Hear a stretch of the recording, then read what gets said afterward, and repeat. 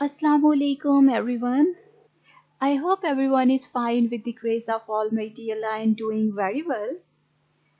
Now we are going to study chapter number 8 and the name of the chapter is the cost of taxation. We are going to start from the learning objective. What we are going to study in this chapter, first we need to have a glance on that. So first we need to examine how taxes reduce consumer and the producer surplus. Consumer surplus and producer surplus we already have studied in the previous chapter. So now we will discuss how taxes reduce the both. So the next we need to learn the meaning and the causes of the deadweight loss. What is meant by deadweight loss and how it is determined. Then we need to consider why some taxes have larger deadweight losses and why some taxes have smaller deadweight losses. And then we need to examine how tax revenue and deadweight loss vary with the size of a tax. So let's start with the deadweight loss of taxation. First, we need to understand how the economic well-being of the participant in the market is affected by the taxes. So how do taxes affect the economic well-being of market participant? We know very well what are the market participant. These are the buyers and the seller. It doesn't matter whether a tax on a good is levied means imposed. On buyers or seller of the good, the price paid by the buyer rises and the price received by the seller falls. What does it mean? It means buyer and seller both share the burden of the tax. दोनों को ही tax का burden जो है वो beer करना पड़ता है, tax चाहे बायर पे लगे या सेलर पे. So what we need to understand here, a tax places a wedge between the price buyers pay and the price seller receive. Wedge मतलब block. ठीक है, उसके रास्ते में एक रुकावट जो है वो डाल देता है, यानी कि उसमें एक गैप होता है, एक ब्लॉक होता है. वो प्राइस जो बायर पे करते हैं और वो प्राइस जो सेलर रिसीव करते हैं. For example, a buyer is paying $4 for an ink pot. ठीक है, इंक पॉट के लिए बायर जो है उसने $4 पे किए हैं और $4 की उसने इंक पॉट खरीदी है. लेकिन सेलर को कितना रिसीव हुआ है? सेलर को रिसीव हुए होंगे $3. ठीक है, अब $3 में से उसने अपनी कॉस्ट भी निकाल ली है और अपना प्रॉफिट भी. अब बिकी चीज $4 की, $4 की इंक पॉट. ठीक है, और सेलर को क्या रिसीव हुआ? $3. बीच का $1 का जो गैप है वो कहाँ गया? वो टैक्स में चला गया. ठीक है, we need to assume here that कि वो कहाँ गया? वो टैक्स में गया. और वो क्या है? जो गैप है, जो अमाउंट जो है सेलर ने रिसीव की और वो अमाउंट जो बायर ने पे की, इन दोनों के बीच में जो गैप है वो क्या है? वो टैक्स का वेज है, वो ब्लॉक है. ठीक है, और वो किसकी जेब में जाता है? वो गवर्नमेंट की पॉकेट में जाता है. और इस टैक्स की वजह से या इस वेज की वजह से क्या हो जाती है? क्वांटिटी सोल्ड जो होती है वो कम हो जाती है. यानी कि जब टैक्सेस लगते हैं चीज़ों पे बच्चों, तो चीज़ें महंगी हो जाती हैं और उनके टैक्सेस लगने की वजह से और चीज़ें महंगी होने की वजह से जो है चीज़ों की सेल कम हो जाती है, उनकी क्वांटिटी सोल्ड कम हो जाती है. सो जब क्वांटिटी सोल्ड कम होती है तो उससे क्या होता है? उससे ये होता है कि प्राइस जो सेलर रिसीव करते हैं वो फॉल कर जाती है, वो कम हो जाती है. ठीक है, और प्राइस जो बायर पे कर रहे होते हैं वो इंक्रीज हो जाती है टैक्स की वजह से. ठीक है बच्चों, और क्वांटिटी सोल्ड जो है वो हमने बात की कि जब टैक्स लगता है तो वो कम हो जाती है. जब टैक्स नहीं लगा होता उस क्वांटिटी पे चीज़ें, मतलब उस पे क्वांटिटी ज़्यादा सेल हो रही होती है, चीज़ें ज़्यादा सेल हो रही होती हैं. सो टैक्स के साथ क्वांटिटी फॉल कर जाती है और टैक्स के बगैर जो है क्वांटिटी सोल्ड राइज कर जाती है, यानी कि चीज़ें जो बिकती हैं वो ज़्यादा हो जाती हैं और जब टैक्स लगता है तो चीज़ें बिकना कम हो जाती हैं. So what does it mean? Because of this tax wedge the quantity sold falls below the level that would be sold without a tax. ये वही बात है जो अभी हमने डिस्कस की. और बच्चों एक बात बताइएगा, जब हम चीज़ें कम खरीदना शुरू कर देंगे, जब क्वांटिटी सोल्ड फॉल कर जाएगी. ठीक है, फॉर एग्जांपल हम लोग बात कर लेते हैं मिनरल वाटर की.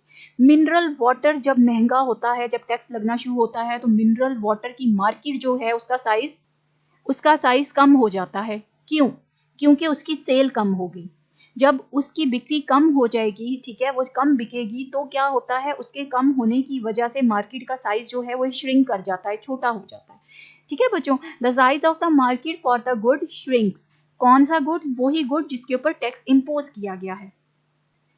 सो now we need to understand the effects of tax on buyers and seller. ठीक है, अब देखिएगा स्क्रीन पे सबसे पहले मैंने ड्रॉ किया है supply curve, and then now I am going to draw demand curve. अब ये डिमांड और सप्लाई कर्व मैंने ड्रॉ कर दिया है, इनका इंटरसेक्शन जहां पे हो रहा है ये इक्विलिब्रियम पॉइंट है। ठीक है बच्चों, और यहाँ पे क्या है, ये प्राइस विदाउट टैक्स है और क्वांटिटी विदाउट टैक्स है। इक्विलिब्रियम कब होता है मार्केट का? जब मार्केट में सप्लाई और डिमांड की फोर्सेस जो हैं वो फ्रीली मूव करती हैं। ठीक है, जब वो फ्रीली मूव करती हैं तो उनका एक इक्विलिब्रियम पॉइंट आ जाता है, उसके ऊपर प्राइस जो होती है वो इक्विलिब्रियम प्राइस होती है और क्वांटिटी इक्विलिब्रियम क्वांटिटी होती है। ये आपको चीजें सब पता है। ठीक है, सो ये वाली प्राइस कौन सी प्राइस है जो इक्विलिब्रियम पे है? This is the price without tax and this is the quantity without tax. इतनी बात हो गई। अब हमने बात की कि एक वेज आ जाता है। स्क्रीन पे देखिएगा, ये कौन सी क्वांटिटी ड्रॉ हो रही है? ये क्वांटिटी विद टैक्स है। ठीक है, एक पॉइंट ये है, एक पॉइंट ये है। ये सप्लाई कर्व के ऊपर पॉइंट है और ये डिमांड कर्व के ऊपर पॉइंट है। अब ये है क्या, इसको देख लेते हैं। This is the size of tax. How? ये प्राइस विदाउट टैक्स थी, जब टैक्स लगा तो प्राइस यहाँ पे चली गई। इसको फॉर एग्जांपल हम लोग कह देते हैं P1। ठीक है बच्चों, P1 पे चलेगी। अब ये P1 वो प्राइस होगी जो कि बायर पे करेगा, और ये वाला जो पॉइंट है दिस वन, इस पॉइंट पे ये जो प्राइस है ये कौन सी होगी? ये वो प्राइस होगी जो सेलर रिसीव करेगा। ठीक है, अब प्राइस विदाउट टैक्स से दोनों ही चेंज हो गया। इक्विलिब्रियम प्राइस पे कोई भी नहीं रहा, बायर्स को ज्यादा पे करना पड़ रहा है और सेलर को रिसीव कम हो रहा है। सो ये जो वेज है, ये जो हमने ड्रॉ किया है, this is the size of tax. ये जो गैप आ रहा है इन दोनों कीमतों में, जो हम पे कर रहे हैं एज अ बायर और जो सेलर रिसीव कर रहे हैं, इसको कहते हैं साइज ऑफ टैक्स। ठीक है बच्चों, और ये देखिएगा अभी स्क्रीन पे आपको शो हो रहा है प्राइस बायर पेस, यही मैंने आपको बताया अभी, और प्राइस सेलर रिसीव, जो प्राइस सेलर रिसीव करता है। ठीक है बच्चों, now we need to understand tax revenue. Tax revenue क्या होता है और उसका इस टैक्स के साथ क्या लेना देना है, किस तरह से लिंक अप होता है। ठीक है बच्चों, रेवेन्यू क्या होता है बच्चों? रेवेन्यू होती है इनकम। ठीक है, किसी भी जराए की जो इनकम होती है उसको रेवेन्यू बोलते हैं। अगर टैक्स रेवेन्यू है तो इट मीन्स कि टैक्स से जो इनकम हमें रिसीव हुई, टैक्स से इनकम रिसीव हुई, क्या मतलब जी, इसको मैं आपको समझाती हूँ। टैक्स रेवेन्यू होता है गवर्नमेंट की इनकम। गवर्नमेंट की इनकम इस तरह से कि जो टैक्सेस हम पे करते हैं वो गवर्नमेंट की इनकम बन जाता है, वो उसको उस पैसे को यूज करते हैं। ठीक है, गवर्नमेंट की क्या इनकम होती है? Tax revenue. ठीक है, so tax revenue belongs to government. और टैक्स रेवेन्यू का फॉर्मूला क्या होता है, किस तरह से इसको कैलकुलेट करते हैं, अभी देखते हैं इसको। काइंडली स्क्रीन पे देखिएगा। T is equal to size of the tax. ठीक है, T क्या है? साइज ऑफ द टैक्स, कितना आपने टैक्स इंपोज किया, and Q is equal to the quantity of the good sold, जितनी चीजें बिकी Q। अब हर चीज के बिकने पे, हर आइटम पे आपको पता है कि टैक्स लगता है, तो T जो हमारा टैक्स का साइज होगा, for example tax size means कि कितने परसेंट टैक्स लगा, फॉर एग्जाम्पल 20% टैक्स था। ठीक है, 20 को हमने Q से मल्टीप्लाई कर देना है। इंक पॉट के ऊपर अगर टैक्स लगा है 20% और इंक पॉट सेल हुए हैं कितने? 20 या 10 इंक पॉट, फॉर एग्जाम्पल हम लोग कंसिडर करते हैं कि 10 इंक पॉट जो है हमारे सेल हुए। अब 10 इंक पॉट को मल्टीप्लाई बाय 20 करेंगे तो हमारे पास क्या आ जाएगा? इन 10 इंक पॉट के ऊपर जितना टैक्स कलेक्ट हुआ होगा, गवर्नमेंट की पॉकेट में जितना गया होगा एज अ टैक्स रेवेन्यू, वो आ जाएगा हमारे पास। यानी कि you need to multiply T into Q is equal to government's tax revenue. ठीक है बच्चों, इस चीज को हम ग्राफ के थ्रू अंडरस्टैंड करते हैं। किस तरह से होता है? सबसे पहले supply curve upward sloping, then demand curve downward sloping, and this is what we already draw. Tax के बाद हमारे पास ये आई थी। ठीक है, ये हमारे पास क्या था? टैक्स की bracket, size of the tax. ठीक है, ये प्राइस जो बायर ने पे की और ये प्राइस जो सेलर ने रिसीव की।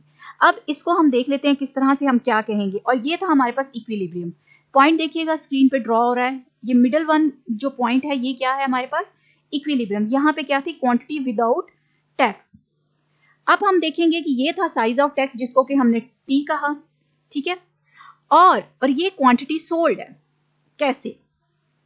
इस तरह से कि बच्चों स्क्रीन पे देखिएगा, ये 0 से लेके यहाँ तक की क्वांटिटी विद टैक्स थी, यानी कि इतनी अमाउंट यहाँ से लेके यहाँ तक की, तो ये हमारे पास क्या बन गई? Quantity sold Q।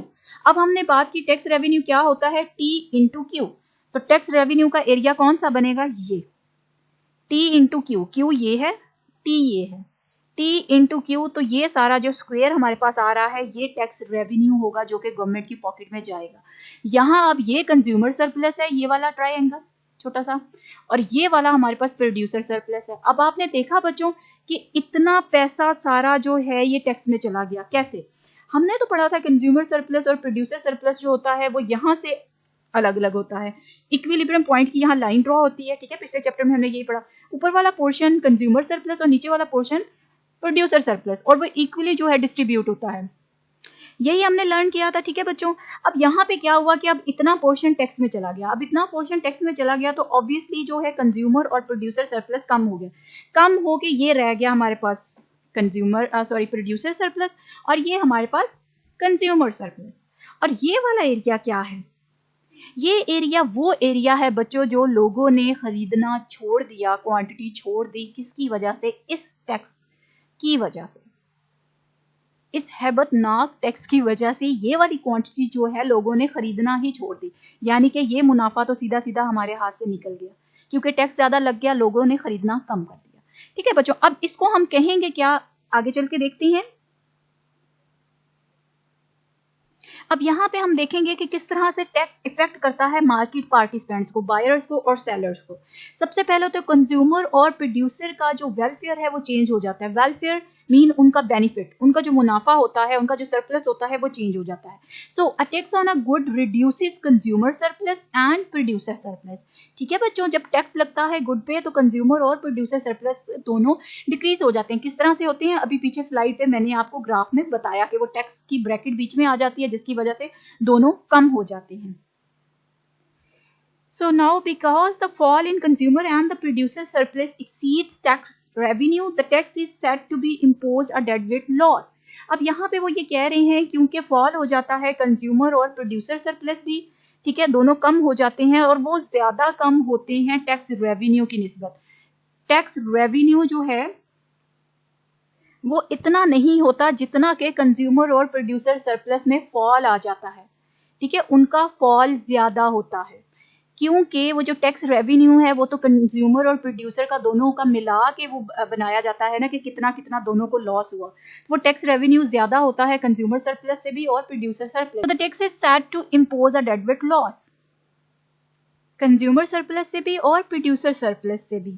So the tax is said to impose a deadweight loss. वो जो एरिया जो हमने कहा था कि जो कोई भी नहीं खरीद रहा, ठीक है, जो क्वांटिटी हमारी वो ट्राइंगल बच गई थी, जो मैंने बताया आपको कि इसको क्या कहेंगे, यानी कि ये वाला एरिया आपको दिखाती हूँ, ये देखिएगा, ये वाला ट्राइंगल, ये वाला एरिया जो है ये डेडवेट लॉस है। ठीक है, क्योंकि ये किसी ने भी नहीं खरीदा। ठीक है बच्चों, so deadweight loss is the fall in total surplus that results from a market distortion such as tax. Deadweight loss क्या है? डेडवेट लॉस वो चीज है जो कि टोटल सरप्लस में कमी का बायस बनता है, या आसान अल्फाज में इसको इस तरह से याद करें कि जितना टोटल सरप्लस कम होता है, जो फॉल आता है उसके अंदर, जो कमी आती है टोटल सरप्लस में, वो ही डेडवेट लॉस होता है। ठीक है, अब हम इसको ग्राफ से अंडरस्टैंड करने की कोशिश करते हैं। ये डिमांड कर्व है, ये हमारा सप्लाई कर्व। ठीक है, ये हमारे पास प्राइस विदाउट टैक्स जिसको हमने P1 कहा और Q1 कहा। ठीक है, अब ये प्रोड्यूसर सरप्लस है, ये कंज्यूमर सरप्लस है। आपको बच्चों इसका अच्छी तरह से पता है क्योंकि पिछले चैप्टर में हमने यही पढ़ा। मैं आपको यही समझाने की कोशिश कर रही थी, ये पूरी ट्रायंगल कंज्यूमर और प्रोड्यूसर सरप्लस हुआ करता था। अब क्या हुआ, हम लोग टैक्स की बात कर रहे थे, ठीक है, अब देखते हैं इन पे किस तरह से चेंज आता है। अच्छा, अब ये कंज्यूमर सरप्लस और प्रोड्यूसर सरप्लस है, इसको अगर मिला दें सारे को तो ये क्या बन जाएगा? Total consumer and producer surplus means total surplus.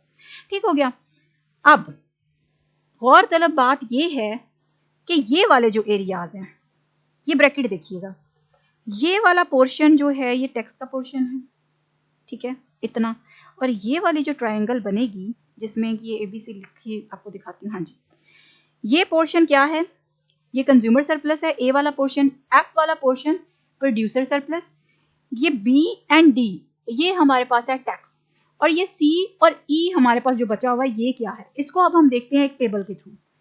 ठीक है, अब देखिए सबसे पहले तो मैंने इसको कलर कर दिया सी और ई, इसके ऊपर हमारा फोकस है क्योंकि ये हमारा डेड वेट लॉस का एरिया है। ठीक है बच्चों, सी और ई। अच्छा, कंज्यूमर सरप्लस क्या था, A plus B plus C, A plus B plus सी देखते हैं, ए प्लस बी प्लस सी, ये सारा एरिया क्या था, कंज्यूमर सरप्लस। ठीक हो गया, और प्रोड्यूसर सरप्लस क्या होगा, एफ डी प्लस ई, यही होना चाहिए, देख लेते हैं जी। तो producer surplus D plus E plus F, ठीक हो गया।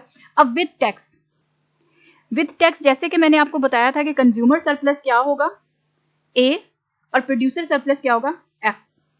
ठीक है, अब इसमें चेंज कितनी है, ये ए हमारे पास रह गया कंज्यूमर सरप्लस, तो पीछे से ये बी भी निकल गया, सी भी निकल गया, यानी कि माइनस बी प्लस सी, और यहाँ पे हमारे पास एफ रह गया, ये विद टैक्स, जब टैक्स लगा तो ये दोनों निकल गए, माइनस डी और ई।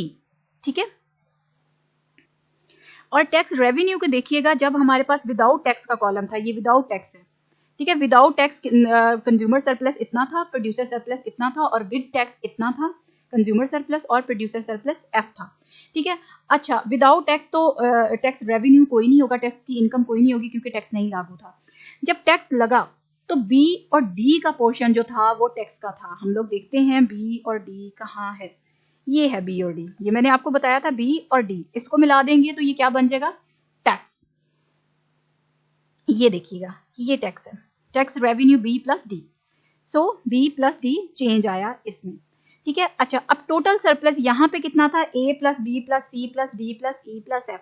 ठीक है, ये सारा consumer surplus plus producer surplus total surplus था। अब यहाँ पे क्या था, विद टैक्स के साथ हमारे पास क्या आना चाहिए, total surplus A plus B plus D plus F. ठीक है,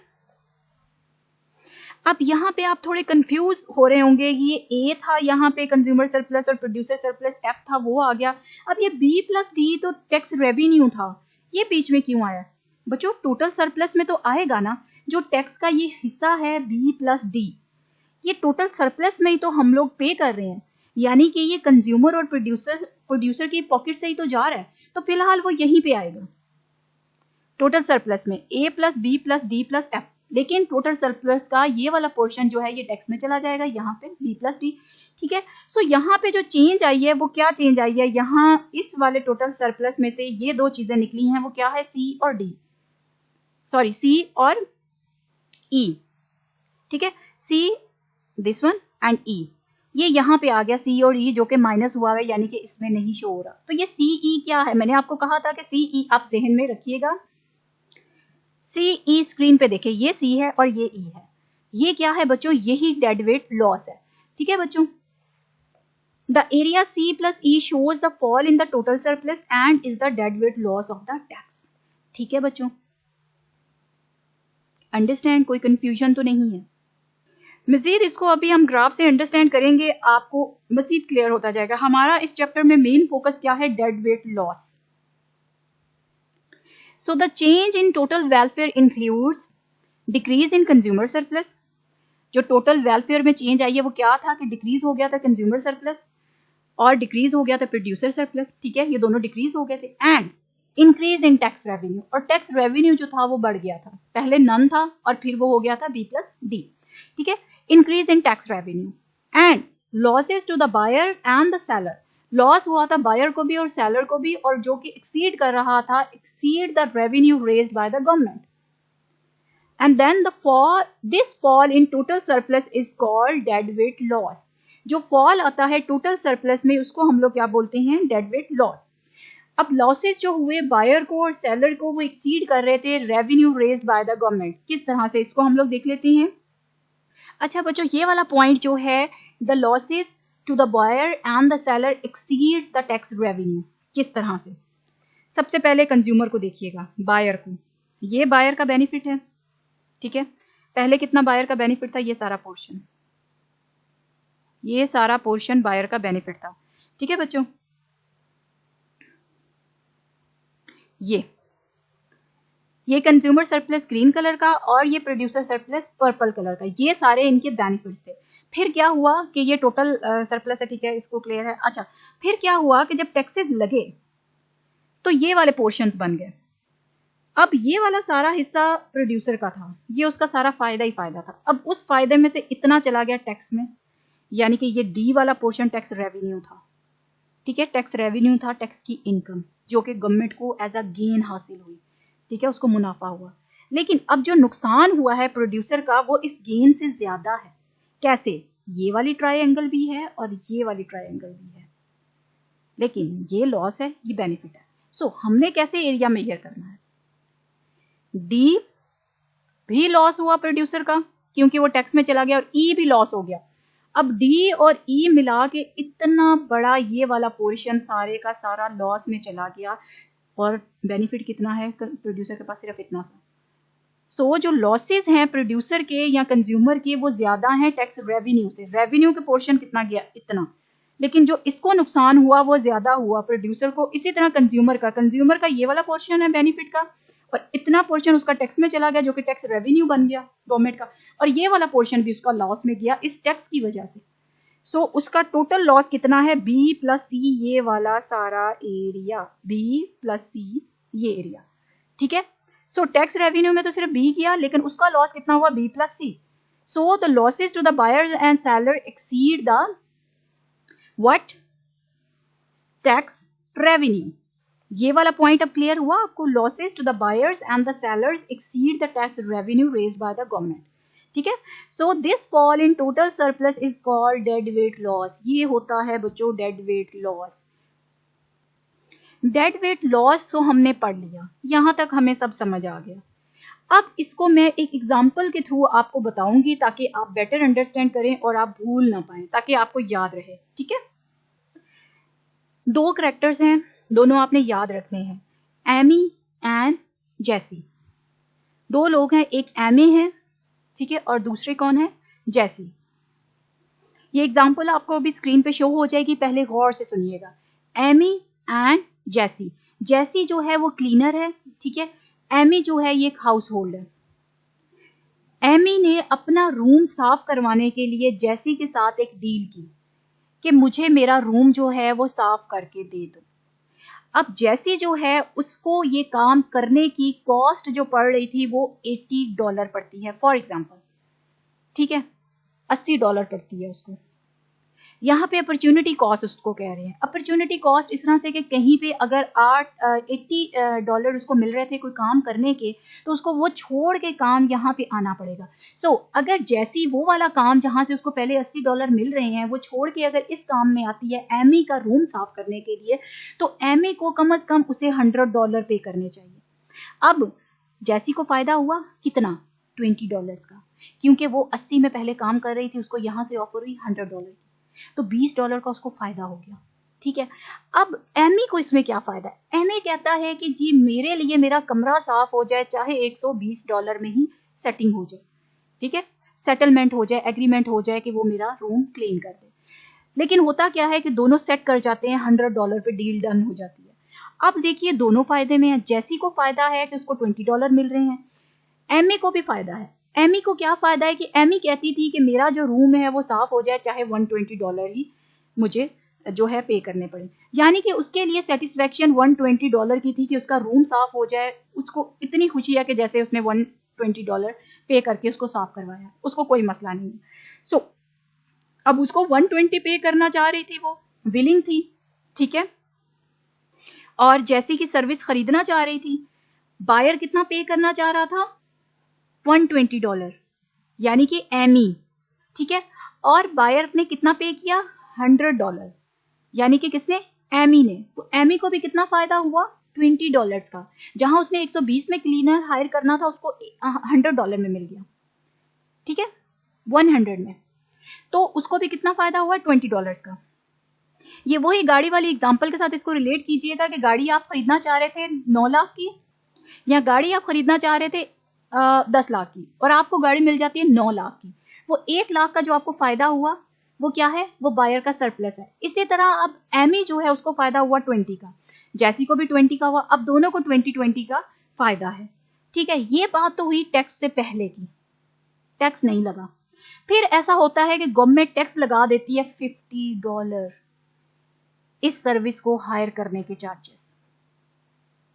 अब जब टैक्स लगता है तो दोनों को टैक्स का बर्डन इक्वली शेयर करना पड़ता है। अच्छा, टैक्स से पहले यहां पे आपको एक बात बताना चाहूं कि टोटल सरप्लस क्या होगा। 20 का फायदा हो रहा है जैसी को और 20 का फायदा हो रहा है एमी को। अब 20 प्लस 20 $40 और ये $40 क्या है, ये टोटल सरप्लस है। यहां तक बात क्लियर हो गई। फॉर एग्जाम्पल रीड कीजिएगा, जो मैंने अभी आपको स्टोरी सुनाई है वो यहां मैंने लिख दी है। Suppose that Jessie is a cleaner and Amy hired Jessie to clean her room every week for $100। The opportunity cost of Jessie's time is $80। ठीक है, अपॉर्चुनिटी कॉस्ट उसकी कितनी थी, $80। while the value of a clean house to Emmy is $120। वो इसको value करता था 120 पे। Hence each of them gets same amount of benefit from the deal। same amount of benefit उनको मिल रहे हैं, यानी कि 20-20। Emmy and Jesse each receive a benefit of $20, making the total surplus from the trade $40। दोनों का मिला के $40 उनको जो है वो टोटल सरप्लस बन रहा है, इस ट्रेड से वो बेनिफिट हो रहा है दोनों को। ठीक है, यहां तक क्लियर। अब बात करेंगे जब टैक्स इंपोज हुआ। अब $50 टैक्स लगा दिया गवर्नमेंट ने इस डील के ऊपर, क्लीनिंग सर्विसेज के ऊपर। तो अब ना तो एमी $120 से ऊपर पे करना चाहता है या चाहती है, ना तो वो $120 से ऊपर पे करना चाहती है, और ना ही जैसी जो है वो जो है अपनी अपॉर्चुनिटी कॉस्ट से कम पे आमादा हो सकती है। यानी कि अब वो थोड़े में वो भी काम नहीं करेगी। $100 अगर उसको मिलता है तो उसने टैक्स भी पे करना है। टैक्स पे करके उसके बाद तो अपॉर्चुनिटी कॉस्ट उसकी 80 है, तो कितना वो जो बेनिफिट हो रहा था उससे ज्यादा तो उसको लॉस हो जाएगा क्योंकि टैक्स लग गया है। अब दोनों ही डील नहीं करेंगे। एमी भी अपने घर की क्लीनिंग नहीं करवाएगी और जैसी भी नहीं करेगी, वो कहेगी कि मुझे तो फायदा नहीं है। दोनों को नुकसान हो जाता है। क्या नुकसान होता है कि जैसी को जो है वो अमाउंट नहीं मिलती, बेनिफिट नहीं मिलता, उसकी इनकम नहीं बनती। एमी को क्या होता है कि उसको गंदे घर में रहना पड़ता है, उसकी सफाई नहीं हो पाती, क्लीनिंग नहीं होती। ठीक है, तो इसकी वजह से क्या हुआ, दोनों ने ये डील नहीं की और टोटल सरप्लस जो $40 का था वो भी नहीं बन पाया, लॉस में चला गया। और दोनों का एग्रीगेट बना दें तो दोनों ही वर्स ऑफ हुए, बेनिफिट किसी को भी नहीं हुआ, दोनों का नुकसान हुआ। और नुकसान टोटल किसके इक्वल था, $40। टोटल जितना सरप्लस था $40 उतना ही नुकसान हुआ। So however if the government impose a tax $50 upon the cleaning services, their trade would no longer benefit them. उनको फिर इस ट्रेड से कोई फायदा नहीं होगा। Amy would not willing to pay any price higher than $120 and Jesse would no longer receive a payment that exceeds its opportunity cost. ठीक है, जो अपॉर्चुनिटी कॉस्ट से ज्यादा उसको पड़ेगी तो वो उसको रिसीव नहीं करेगी। एज अ रिजल्ट क्या होता है, as a result not only Amy and Jesse both give up the deal, वो डील को गिव अप कर देते हैं, खत्म कर देते हैं। But Amy has to live in the dirtier house and Jesse doesn't receive his desired income. Jesse को उसकी इनकम नहीं मिलती और एमी को गंदे घर में रहना पड़ता है, जैसे कि मैंने आपको पहले बताया। They have thus lost amount of surplus that they would have receive for their deal. जो उनका सरप्लस था दोनों का $20 उनको वो लॉस्ट करना पड़ जाता है, खोना पड़ जाता है। क्यों, किसकी वजह से, इसकी वजह से, ये जो टैक्स बाबा है। ठीक है, and at the same time this made each of them worse off. इसकी वजह से दोनों ही खसारे में जाते हैं to the total amount $40 in value. ठीक है बच्चों, इस एग्जांपल से आपको अंडरस्टैंड हुआ कि किस तरह से डील जो है वो इफेक्ट होती है, कंज्यूमर और प्रोड्यूसर सरप्लस और टोटल सरप्लस किस तरह से इफेक्ट होता है, किसकी वजह से, टैक्स की वजह से। ठीक है बच्चों, अब यहां तक हमने क्या अंडरस्टैंड किया, हमने अंडरस्टैंड किया कि producer and consumer surplus are gains from the trade. ये गेन्स थे कि अगर वो ट्रेड में जाते उनके फायदे थे, कंज्यूमर सरप्लस और प्रोड्यूसर सरप्लस। ठीक है, so the gains from the trade are lost. जो गेन्स थे, जो फायदे थे, वो लॉस्ट हो जाते हैं। किसकी वजह से, fewer trades will be made with the tax, क्योंकि टैक्स की वजह से वो ट्रेड नहीं हो पाते जिनको होना था। जैसे कि अभी एमए ने सर्विस लेनी थी क्लीनर जैसी की, वो नहीं ले पाया, किसकी वजह से, टैक्स की वजह से। So dead weight loss is the surplus gain from the trade lost. Dead weight loss की वजह से जो सरप्लस लॉस्ट हो जाता है, या dead weight loss is the surplus lost. जो सरप्लस हमारा लॉस्ट हुआ है, जो हमारा फायदा खसारे में गया है, वो डेड वेट लॉस होता है। Because the tax discourages mutual advantages. Mutual advantageous क्या होता है? दोनों का फायदा। Mutual mean बाहमी।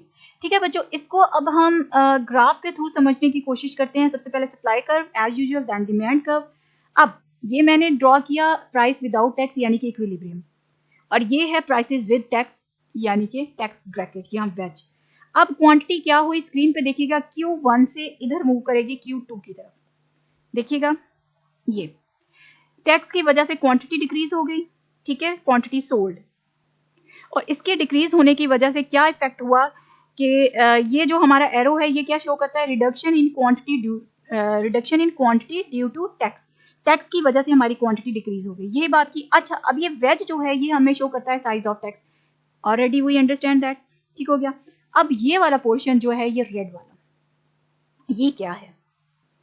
ये कॉस्ट है सेलर की, ठीक है, ये वाला। अच्छा, अब हम ये देख रहे हैं कि ये वाला पॉइंट जो हमारा लॉस में गया है, दिस वन Q1 से Q2 में, यहाँ पे वैसे अगर हम देखें टैक्स के बगैर तो क्या था कि इतनी कॉस्ट थी सेलर की इस पे, यानी कि ये प्राइस थी, ये ठीक है, ये प्राइस थी, लेकिन उसको सेल कितने में हो रहा था? ये देखिए यहाँ पे इस प्राइस पे वो सेल कर सकता था, यानी कि उसको इतना बेनिफिट था। या इस प्राइस पे कर सकता था ये वाली, अगर वो इक्विलिब्रियम प्राइस पे ही रहता, हायर ना करता। सो हुआ क्या बेसिकली कि ये कॉस्ट ऑफ द सेलर थी, ठीक है। अब ये ब्लू वाला एरो देखिएगा जहां मैंने आपको पॉइंट आउट किया कि यहाँ पे कर सकता था, ये था value to the buyer. Buyer उसको इतनी वैल्यू दे रहा था कि मुझे इस प्राइस में भी मिले, जो कि यहाँ पे फॉल करती है, यहाँ पे इतनी भी अगर मुझे इसकी प्राइस मिले, इस वाली की इतने में भी मुझे मिले तो मैं परचेज कर लूंगा। ये क्या हुआ? ये लॉस्ट हो गया गेन फ्रॉम द ट्रेड, किसकी वजह से? टैक्स की वजह से। ये जो गेन था हमारा ये लॉस हो गया किसकी वजह से? टैक्स की वजह से। ठीक है बच्चों, इसको अंडरस्टैंड करना है। ये आपको इसलिए थोड़ा सा इसमें ये डिटेल में बता रही हूँ कि आपको पता चले किस तरह से ये लॉस बनता है, ये वाला पोर्शन किस तरह से लॉस बना। अब आपको अंडरस्टैंड हुआ कि Q1 से Q2 की तरफ क्वांटिटी तो मूव हो गई, अब इतनी परचेज करने लगे हैं लोग, लेकिन अब Q1 से Q2 के दरमियान की जो क्वांटिटी है, ये वाला जो पोर्शन है, इसमें क्या था? क्या प्रोड्यूसर और कंज्यूमर को फायदा था या नुकसान था? तो बच्चों यहाँ पे गेन थे, दोनों को ही फायदा था, ठीक है, कंज्यूमर को भी और प्रोड्यूसर को भी, जो कि लॉस हो गया किसकी वजह से? टैक्स की वजह से। अब हमने नेक्स्ट टॉपिक जो है इंपॉर्टेंट टॉपिक इसमें वो ये देखना है, determinants of the dead weight loss. अब डेड वेट लॉस जो है किसके थ्रू डिटरमिन किया जाता है? यहाँ पे एक चीज हमने अंडरस्टैंड करनी है कि इलास्टिसिटीज जो होती हैं, प्राइस इलास्टिसिटी, वो चाहे डिमांड की हो या सप्लाई की हो, वो डिटरमिन करती हैं डेड वेट लॉस को। अच्छा, अब जब इनइलास्टिक होगा तो क्या होगा, और जब